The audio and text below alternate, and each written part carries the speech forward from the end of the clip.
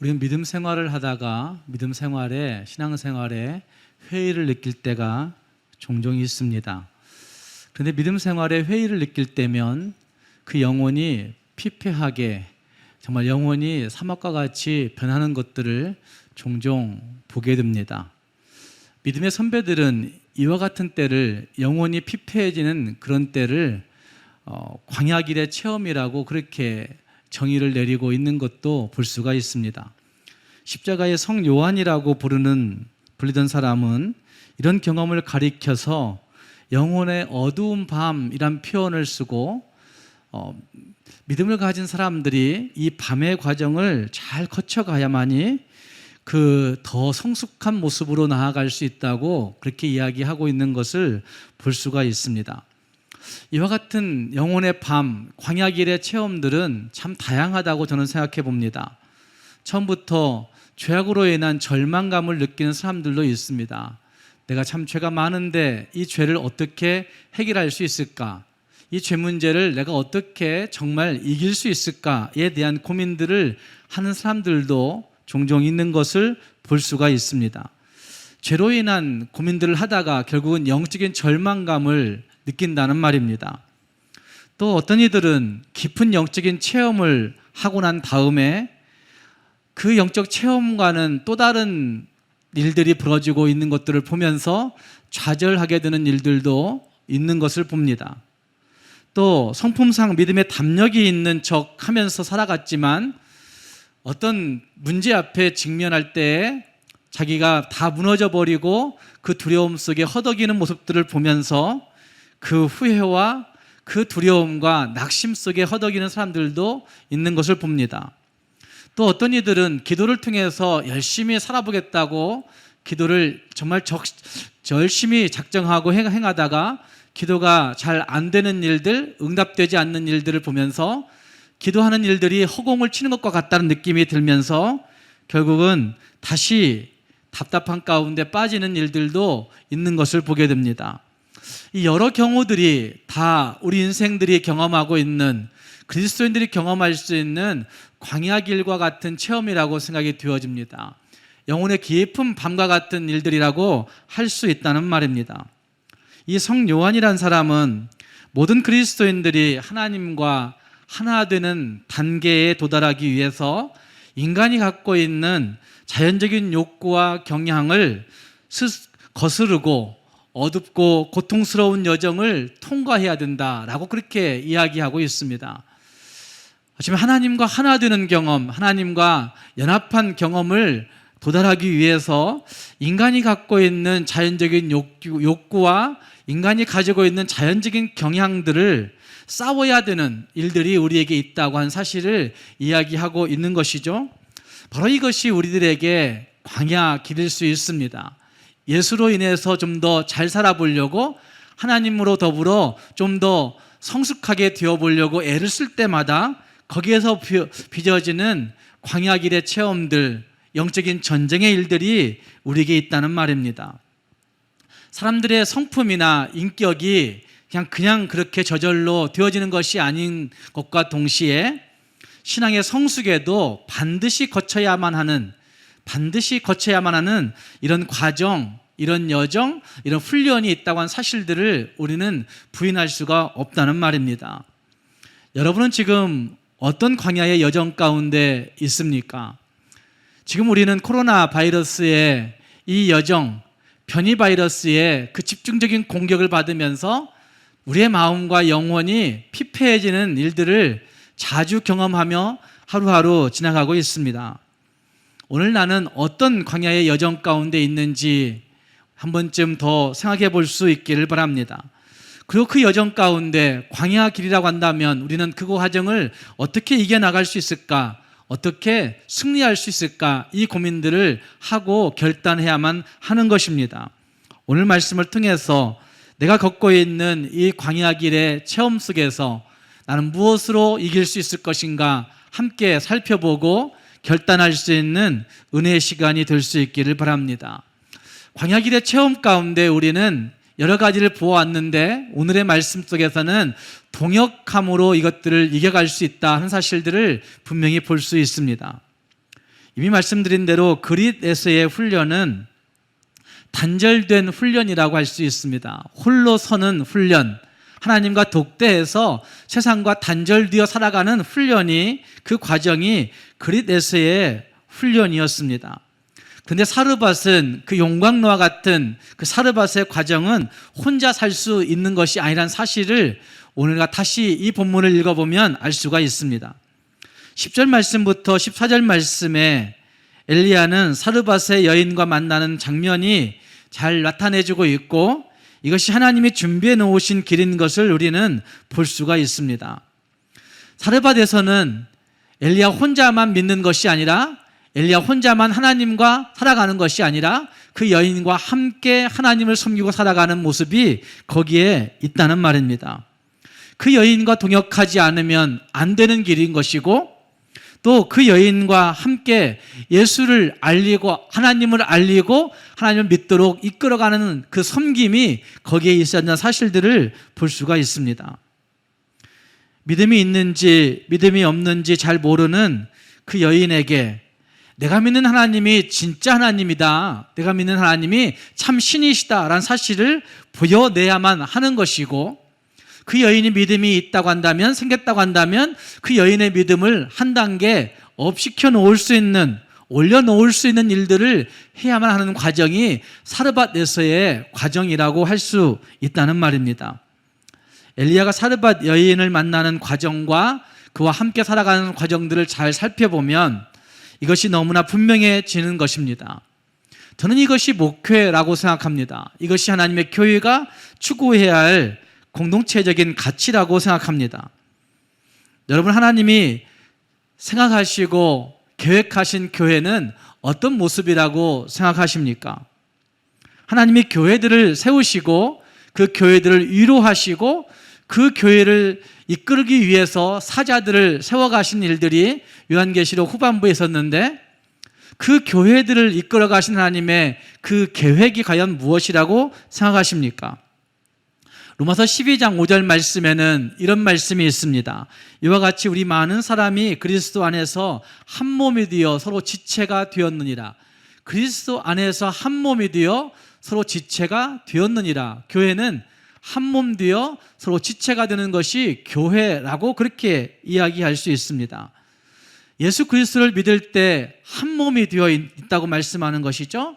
예수 그리스도를 믿을 때 하나님은 내 아버지가 되시고, 아니 우리 아버지가 되시고, 우리는 하나님의 자녀가 되고, 그리고 다른 모든 믿는 사람들은 우리의 형제 자매가 되어 교회는 영적인 가족, 영가족이라고 그렇게 성경이 우리에게 증거해 주고 있다는 말입니다.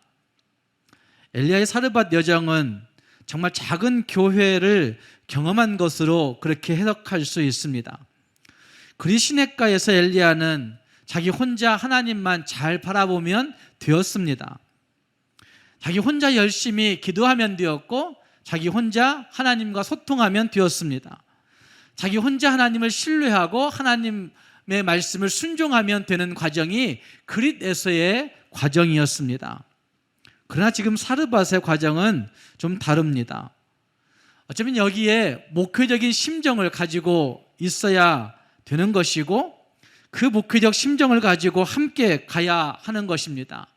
함께 그 여인과 손잡고, 함께 그 여인과 사랑하고, 함께 섬기고, 함께 이해하고, 함께 하나님의 역사를 이루어가는 일들을 행해 나가는 과정이 이 사르밧에서의 과정이라고 할 수 있다는 말입니다. 하나님 나라의 역사를 이루기 위해서 함께 진통해야 되는 것이고, 함께 수고해야 되는 것이고, 함께 애쓰는 동역의 수고가 그곳에 있어야 한다는 말입니다. 엘리야가 사르밧 과부를 만나고 있는 그 때의 모습들을 다시 한번 돌아보면, 여러분, 엘리야가 그녀를, 그 여인을 본 첫 인상은 과연 어땠을 것이라고 생각합니까? 사르밧으로 가라, 사르밧에 속한 그 곳 과부에게 가라라고 말씀하셨을 때 정말 하나님의 말씀이 왜 나에게 이렇게 혹독하게 하실까라고 생각하며 그 엘리야는 사르밧으로 갑니다. 10절 말씀에서 그곳에 있는 그 여인의 모습을 봅니다. 과부가 그곳에서 나뭇가지를 줍는지라. 나뭇가지를 줍고 있는 그 여인의 모습을 보고 있는 첫 인상은 과연 어땠을까요? 부요한 어떤 여인이, 어쩌면 성숙해 보이는 어떤 여인이 정말 모든 것이 다 있고 금방이라도 무엇인가를 나눠줄 것 같은 그런 여인이 나뭇가지를 줍는 것이 아니라 동전 하나 없이 정말 이거 먹고 죽어야 되겠다라는 생각을 가진 것처럼 자질에 찬 그런 모습으로, 어쩌면 어깨가 축 늘어진 그런 모습으로, 나뭇가지 하나 드는 모습도 힘에 겨운 그런 모습으로 아마 나뭇가지를 줍고 있는 그런 여인의 모습을 보고 있는 거죠. 그 여인을 보는 것 자체가 절망이었을 것이고 그 여인을 보는 것 자체가 힘드는 고통스러운 모습이었다고 할 수가 있을 것입니다. 도망칠 수도 없는 그런 상황, 실망할 수밖에 없는 황량한 상황들이 지금 그 사르밧에 있었던 것을 볼 수가 있습니다. 하나님이 보내셨는데 그런 거예요. 하나님이 가라 하셨는데 그곳에 그런 모습이 있다는 말씀입니다. 그리고 그곳에서 그는 이렇게 얘기합니다. 그릇에 물을 조금 가져다가 내가 마시게 하라. 그릇에 조금 가져다가 내가 물을 마실 수 있도록 도우라 라고 그렇게 이야기합니다. 힘든 거죠. 물 한 모금 마시기 힘든 그런 상황이 거기에 있다는 말입니다. 11절 말씀에서는 떡 한 조각을 내게로 가져오라고 이야기합니다. 떡 많이 가져와라, 배부르게 가져와라, 이것도 아니고 떡 한 조각 가져와라, 그렇게 얘기해요. 12절 말씀에서는 그녀가 얘기합니다. 당신의 하나님 여호와께서 살아계심을 두고 맹세하는데 나는 떡 한 조각도 없다고 얘기하는 거죠. 한 움큼 가루와 기름 조금밖에 없어서 음식 만들어 먹고 난 죽으려고 했어, 이렇게 얘기하는 겁니다. 완전 절망, 완전 탈진의 모습을 거기에 보고 있습니다. 여기에 무슨 희망이 보이지 않습니다. 여기에 상황이 반전될 것 같은 기대감도 없습니다. 정말 모두가 다 함께 죽을 수밖에 없는 그런 환경이 거기에 있다는 말입니다. 그런데 엘리야는 13절 말씀에서 두려워하지 말고 가서 너의 말대로 하려니와, 네가 떡 만들어 먹고 죽겠다 했는데 네 말대로 하려니와, 그러나 그 떡 만들어 먼저 나에게 가져오고 그리고 너와 네 아들을 위해서 만들라. 말도 안 되는 얘기를 엘리야는 다시 하고 있습니다. 그리고 14절 말씀에 그 근거는 하나님의 약속입니다. 그렇게 말할 수 있는 근거는 하나님의 약속 때문에 그렇게 하는 겁니다. 이스라엘 하나님 여호와의 말씀이 나 여호와가 비를 지면에 내리는 날까지 그 통의 가루가 떨어지지 아니하고 그 병의 기름이 없어지지 아니하리라 약속하셨다. 그렇게 말할 수 있는 근거는 하나님의 약속이라는 사실을 분명히 말하고 있습니다. 죽기를 결심한 그 절망적인 그 환경, 절망적인 그 사람에게 믿음을 심어줄 뿐만 아니라 하나님의 약속이 그렇게 말씀하셨다고 그 약속을 정확하게 분명하게 말씀하고 그 역사에 동참시키고 있는 모습이 여기에 등장하고 있습니다. 신앙은 혼자 가는 길이 아닙니다. 함께 가야 하는 것이고 함께 이루어가야 되는 것이고 함께 세워져 가는 것입니다. 어쩌면 비전을 함께 공유해야 되는 것이고 그 비전 속에서 함께 견고하게 세워져 가는 것이 진짜 믿음의 모습이라 할 수 있다는 말입니다.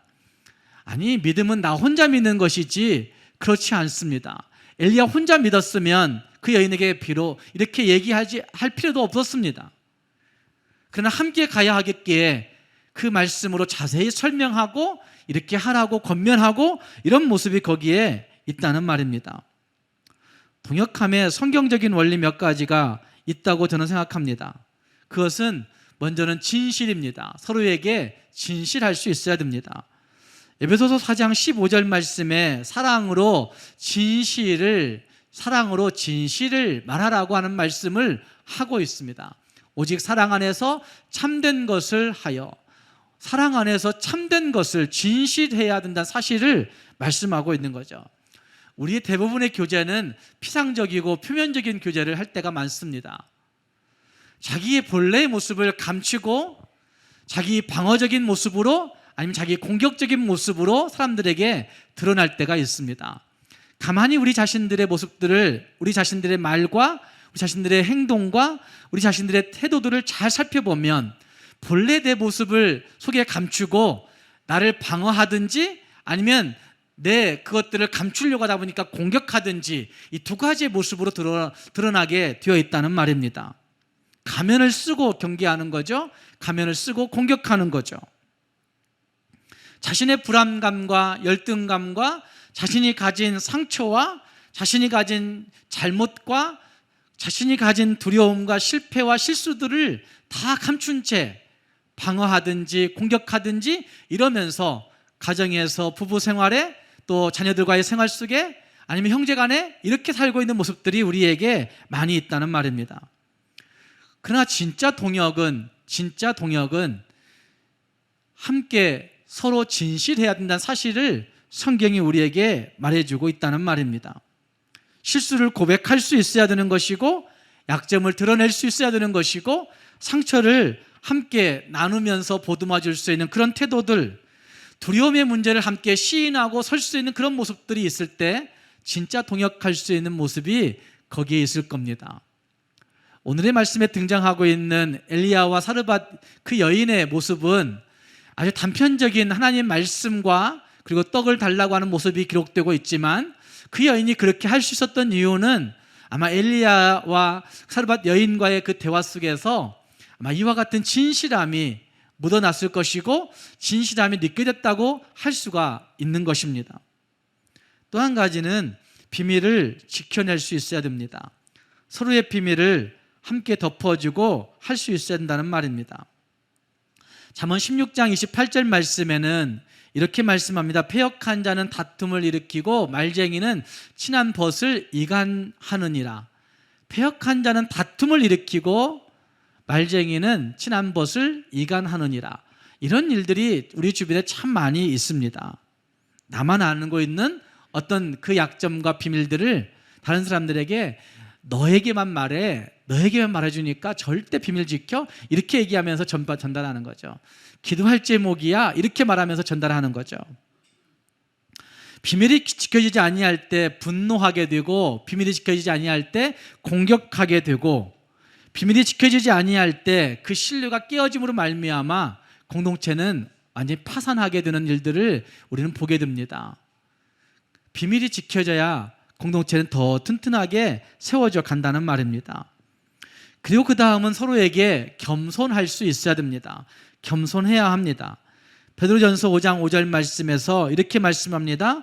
다 서로 겸손으로 허리를 동이라 라고 말씀하고 있습니다. 겸손이라고 하는 라틴어의 어원은 땅이라고 하는 뜻을 갖고 있습니다. 땅은 눈이 오든지 비가 오든지 오물이 오든지 침을 뱉든지 할 것 없이 그걸 다 흡수합니다. 제가 새벽기도 끝나고 가다 보면 동네에서 개들을 산책시키는 분들이 있습니다. 애완견들을 참 좋아들 하시는데 사실은 그 애완견들이 그 배설하는 그 오물들 도대체 나중에 어떻게 하려고 하는지 모르겠어요. 동네를 다 다니면서 애들은 자기의 영역을 표시하려고 하다 보니까 오줌을 찌끔찌끔 하면서 계속 걸어가는 거예요. 그 애완견 키우분들이 그걸 몰라요. 그냥 느끼지 않는 것 같아요. 근데 제가 볼 때는 가는 동안에 그 동물은 계속 소변을 보는 거죠. 계속. 그게 그들의 일이니까. 그렇게 해도 땅은 그걸 다 흡수하는 겁니다. 아무리 많은 오물이 자기에게 온다 할지라도 불평 한마디 하지 아니하고 그것을 거부하지 아니하고 그걸 부인하지 아니하고 그걸 다 흡수하고 있는 모습, 그것이 땅의 모습이라는 것이죠. 바로 이 땅이라고 하는 그 어원이 겸손이라고 한 단어로 설명되어지고 있다는 말입니다. 겸손이 뭐냐? 모든 걸 다 흡수하는 거죠. 모든 걸 다 흡수하는 모습이 겸손이라고 할 수 있다는 말입니다. 그리고 그 다음은 공손해야 된다는 사실을 말하고 있습니다. 로마서 12장 10절 말씀에서 형제를 사랑하여 서로 우애하고 존경하기를 서로 먼저 하며, 이게 공손하는 거죠. 우애하고 존경하는 것, 이것이 바로 공손인 거죠. 예의를 먼저 지키고 함께 감싸 안고 가는 그런 모습들, 최대한 경의를 표하고 최대한 항상 예의를 지키는 그런 모습들이 공손이라고 할 수가 있다는 말입니다. 어쩌면 동역함의 이 성경적인 원리 네 가지, 진실과 비밀을 지키는 것과 그리고 겸손과 공손함의 모습이 있다고 한다면 함께 잘 세워져 갈 수 있는 공동체가 되어지는 것이죠. 아마 엘리야와 사르밧 여인의 과정들 속에 오늘 본문은 이런 과정들을 함축적으로 잘 보여주고 있는 것이 아닐까. 이방 여인이 그냥 이방 선지자의 말을 다 들어준다? 있을 수가 없는 것이죠. 그러나 그 선지자의 모습, 태도에서 말로 할 수 없는 그런 공손함과 겸손함과 진실함이 묻어져 있었기 때문에 그 여인은 이 선지자에게 자기가 먹으려고 했던 떡 한 조각을 먼저 나누어주는 배려를 할 수 있게 된 것이라 할 수 있다는 말입니다. 성숙한 모습은 함께 세워져 가는 것입니다. 지금 함께 세워져 가게 될 때 이 어려운 시절, 이 광야의 체험들도 잘 이겨나갈 수가 있습니다. 나 혼자만 잘 지키면 되지, 나 혼자만 기도하면 되지가 아니라 함께 세워져 갈 때, 함께 헌신하게 될 때 잘 세워져 가는 그런 공동체가 될 수 있고 광야길도 넉넉히 이길 수 있는 것을 기억하면서 진짜 우리 교회 온 성도들이 함께 세워져 갈 수 있는 성도들이 될 수 있기를 주님의 이름으로 축복합니다. 오늘 읽었던 말씀에 또 한 가지 살펴볼 수 있는 것은 부당한 비난과 불평 앞에 서 있는 엘리야의 모습을 우리는 볼 수 있습니다. 지금 사르밧 여인은 자신에게 일어난 비극과 그 비극의 책임과 잘못을 그 모두 다 엘리야에게 돌리고 있는 것을 볼 수 있습니다. 왜 그 아들이 이런 일이 벌어지는지 잘 알 수 없지만 여기 읽었던 말씀 가운데 아들이라고 하는 표현이 계속 단수로 쓰여지고 있는 것을 보면 이 아들이 외아들이란 사실을 볼 수가 있는 거죠. 그러니까 외아들이었기 때문에 남편도 없는 그 여인에게서 외아들, 외동아들이었기 때문에 정말 요즘으로 하면 헬리콥터만보다 더 심한 그런 모습으로 이 아들을 관리했는지 모릅니다. 양육했는지 모릅니다. 그런데 그와 같은 아들이 시름시름 앓다가 급기야 혼수 상태에 빠지더니 그만 숨이 끊어져 버린 겁니다. 그냥 단시간에 어떻게 그렇게 이루어져 버린 것입니다. 일어나서는 안 된 일이고 일어날 수 없는 일이 일어난 것입니다. 그 아들에게 이전에 어떤 병이 있었는지 알 수 없지만, 다 이해할 수 없지만 그렇게 되어버린 것입니다. 경험해 보지 않으면 이 여인의 심정이 어떤 것인지 잘 알 수 없습니다. 저도 잘 알 수 없습니다. 정말로.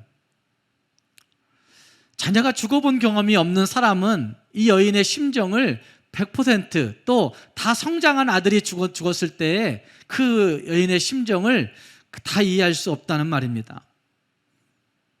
어떤 목사님에게 똑똑하고 잘생긴 아들이 있었습니다. 정말 공부도 잘하고 말도 잘 듣고 순종적인 그런 형이었고, 그리고 이 아들이 음성이 참 좋아 성대가 좋아서 열심히 노래를 잘 부르고 그래서 서울대 성악과에 들어갔습니다. 수석으로 입학했고 나중에 졸업할 때도 좋은 성적으로 졸업했습니다. 그리고 이제는 이 아이가 하나님을 찬양하는 그런 가수가 되겠다고 소원하고 이제 첫 무대를 공연하기 위해서 리허설을 하게 되었습니다. 그때 리허설을 하는 그 무대 위에 30여 명의 스태프들과 또 친구들과 도움 주는 사람들이 함께 있었다고 얘기합니다. 그런데 위에서 조명등 하나가 갑자기 떨어집니다. 이건 별로 정말 어쩌다 있는 일이잖아요. 근데 그 조명등이 하필이면 그 아들, 진짜 무대를 서야 되는 그 아들, 주인공의 머리 위에 떨어집니다. 그리고 그 아들은 그 자리에서 죽었습니다. 천국에 갔습니다. 그 목사님의 심정을 누가 다 이해할 수 있습니까? 그 목사님이 목회를 할 수 없더랍니다. 그래서 1년 넘게 목회를 못하고 방황하는 거죠. 목사님이 목회해야지, 설교해야지, 무슨, 그렇지 않죠. 그 심정을 누가 다 이해할 수 있겠습니까? 여인은 숨이 끊어진 그 아들을 가슴에 안고 울부짖는 거죠. 거기에 무슨 논리가 필요합니까? 상식이 필요합니까? 절대 있을 수 없는 일들인 거죠. 그러고 있는 과정 속에서 그 엘리야 선지자가 자기 집에 다시 들어오니까 그냥 괜히 선지자에게 우라가 치밀어 오르는 거죠. 그리고 생각해 보니까 이 사람 오기 전에는 우리 집이 평안했는데 죽으려고 했던 건 기억나지 않는 거죠.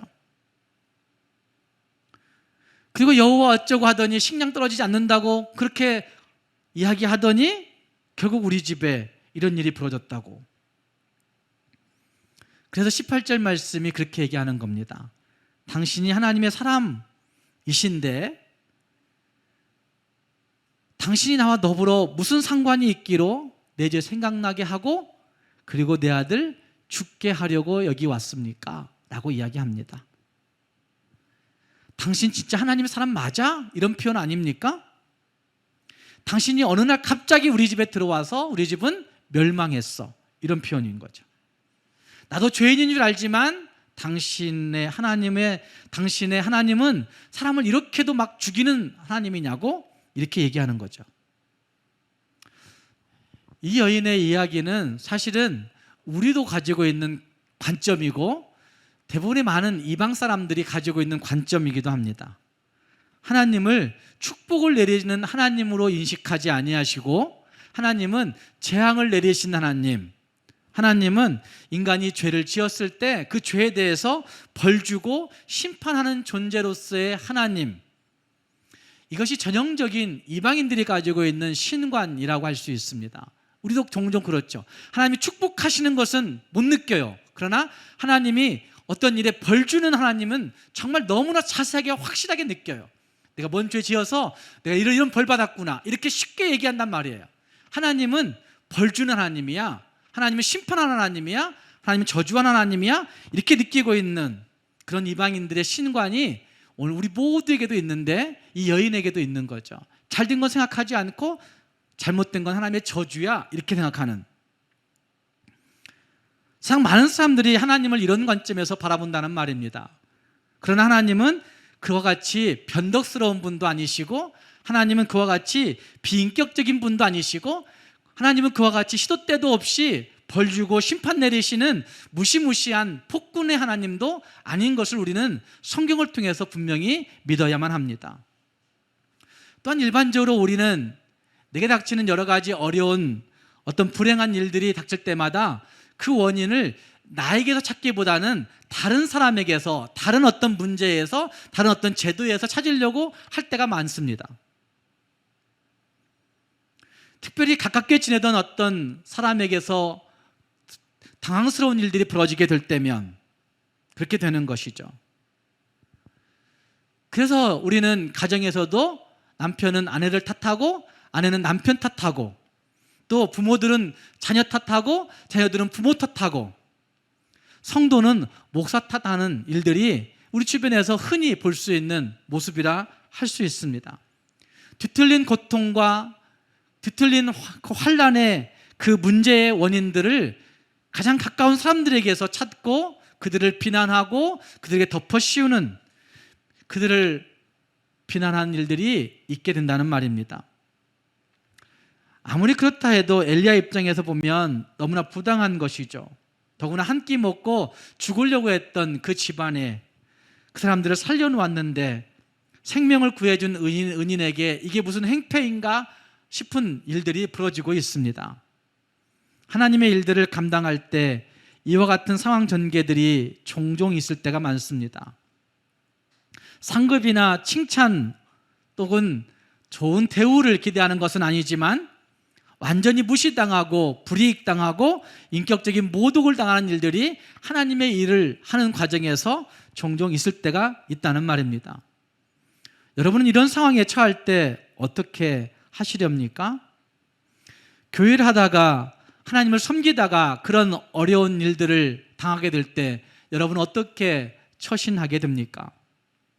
엘리야는 여기에서 몇 가지 중요한 태도를 보입니다. 하나는 변명하고 피하기보다는 그 아들을 내게 달라고 요청합니다.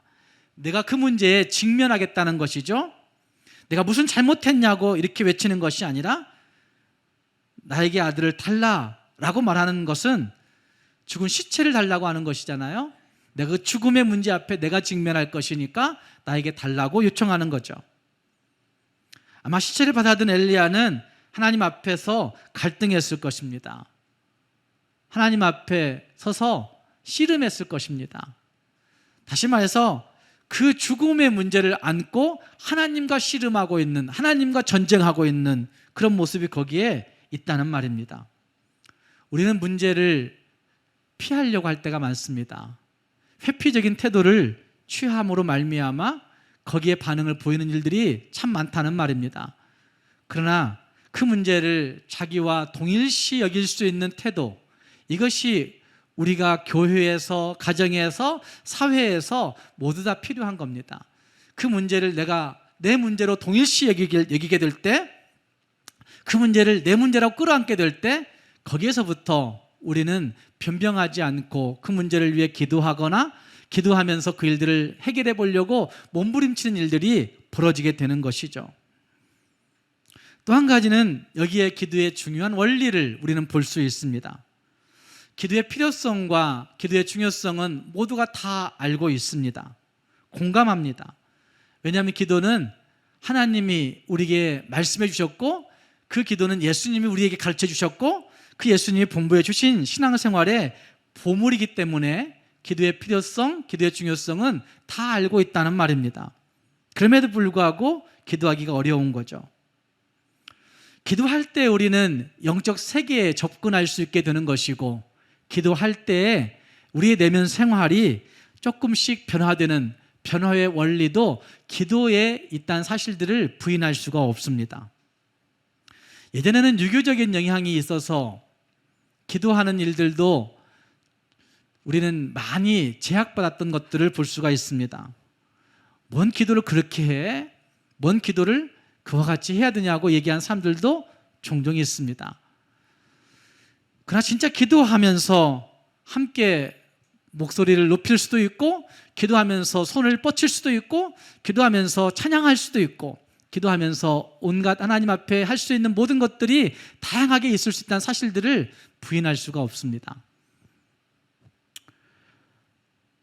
함께 읽은 말씀 가운데 엘리야는 그 아이를 끌어안고 받아 안고 자기 방으로 올라가서 자기 침상에 누이고, 그리고 그 다음 말씀 21절 말씀 보면 그 아이 위에 몸을 3번 펴서 엎드리고 여호와께 부르짖어 이르되, 이렇게 얘기하고 있습니다. 그 과정 여러 가지를 설명할 수 있는데, 엘리야가 자기 그 아이를 침상에 누우고 그리고 자기 몸을 3번 펴서 엎드렸던 것들을 가지고 어떤 추측적인 해석을 원하시는 분들은 자기의 체온으로 죽은 아이의 체온을 높이려고 했다, 이렇게 해석하는 정말 어리석은 해석을 한 사람들도 있긴 하지만, 그러나 원어적인 의미에서는 뻗어버렸다라고 한 표현이 기본적인 의미 가운데 있는 것을 보면 몸을 펴서라고 하는 표현이 무엇인가를 볼 수가 있는 거죠.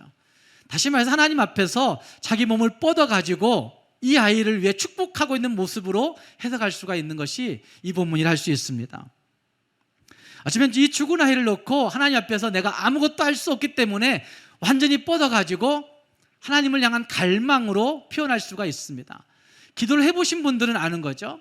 정말 기도하다 보면 내 힘으로, 내 노력으로, 내 능력으로 할 수 없음을 느끼게 될 때 우리는 완전히 하나님 앞에 두 손 두 발 다 들고 그냥 뻗어버리는 일들이 혼자 기도할 때 있습니다.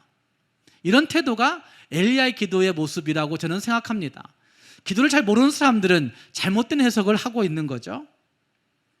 그리고 3번 했다라고 한 표현은, 3이라고 한 표현이 숫자적인 표현에서 완전한 수, 하나님의 완전하심을 뜻하는 수라고 얘기할 때에 하나님의 완전한 능력을 갈망하고 있는 엘리야의 모습이 여기에 있다고 할 수 있습니다. 디모데전서 2장에서 기도를 가르치는 모습이 있는데, 그 기도를 가르치는 그 모습 가운데 디모데전서 2장 8절 말씀은 그러므로 각처에서 남자들이 분노와 다툼이 없이 거룩한 손을 들어 기도하기를 힘쓰라고 얘기합니다. 무엇 없이? 분노와 다툼이 없이 기도해야 되는 것이고, 그 다음 어떻게 기도해요?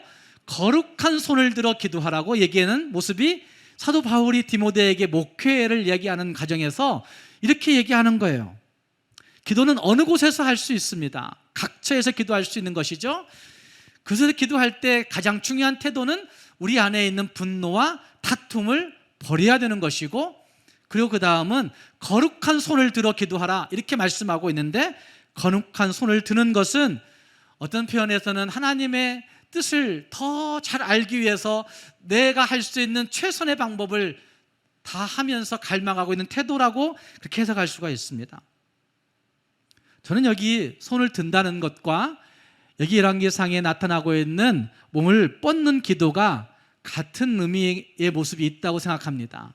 하나님을 향한 깊은 갈망이 있는 기도의 모습, 내 전체를 하나님 앞에 내어놓고 기도하는 그 기도의 모습, 하나님의 완전하신 능력밖에는 해답이 없다고 한 사실을 분명히 인식하면서 하나님을 향하여 내 손을 뻗고 내 몸을 펴고 그리고 내 마음을 집중하고 있는 그런 모습이 이 기도 가운데 나타나고 있다는 말입니다.